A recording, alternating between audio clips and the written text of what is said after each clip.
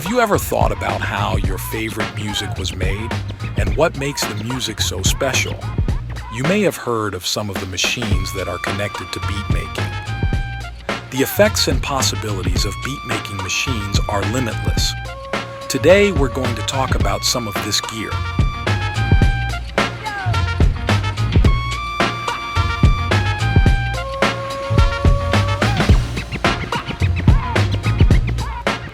The undisputed king of them all is the Akai MPC.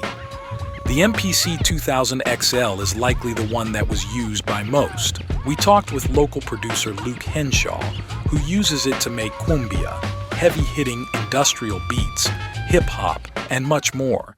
This is the MPC 2000 XL.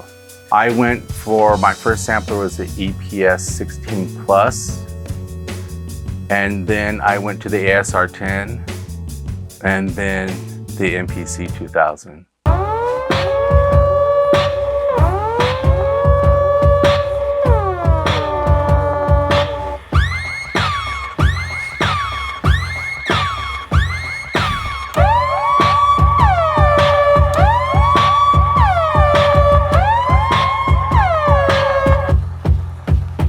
I liked the heavy drum aspect of it. So I was able to, I believe I can express the, not aggression, but just the heaviness of the drums with my hands playing with the pads as opposed to the keys. Because you can't sit and bang on keys, but you can, I bang these, I have to change these pads out quite often. I love the idea of sampling. I think I'm gonna sample records forever, But flipping a sample is getting that sample and making sure nobody can even detect what it is.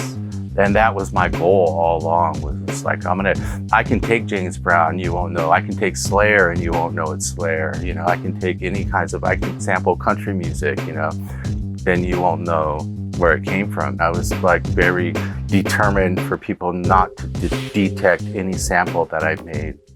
Stolen snares, kicks, bass, 808, torn reform, horns from Coltrane.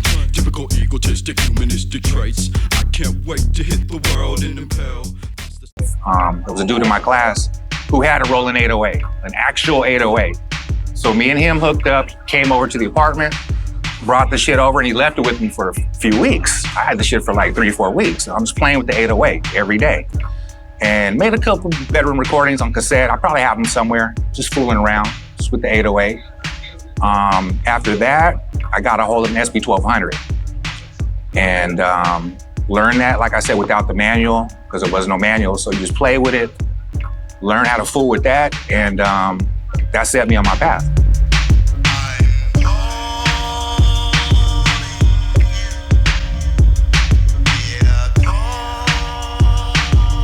I did not use an MPC. I own an MPC. Currently, I have an MPC 3000, but I just play with it. I've never used it on a project, but I own MPC 3000.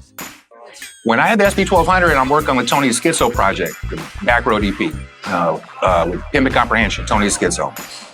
I had an SB 1200 at the house, so I do all the drums and all the samples on there. We ended up going to see Steve Vicious to go record at DDL. Legendary studio, shout out Steve Vicious. He had an ASR 10 at the time, and he's a magician with this machine. I've seen him do things with the machine. I still don't understand how he did it. So bringing the SP, he's got the ASR, linked it all together, and worked his magic. After that, we felt like we needed an ASR 10. So we got an ASR 10 after that. We used the ASR 10 SB 1200 on the back road EP. We worked with Steve Vicious. Around 97, continue to use the ASR 10 for the Split Decision records that the songs that I contributed to the Split Decision project Tony Schizo put out. Worked with Masters of the Universe at the same time, Orko, Wes Craven, Adam 12, people like that. It was all ASR 10. Schizo slog, supplemental. My mental spin fraction, I'm subtracting the simple. On wax, my instrumentals got the deepest grooves. I'm nice and smooth. That's why me and my crewmate moves to soothe. The savage beast, to say the least, my mind's gonna ring. That's not me, that's my brain. It's come like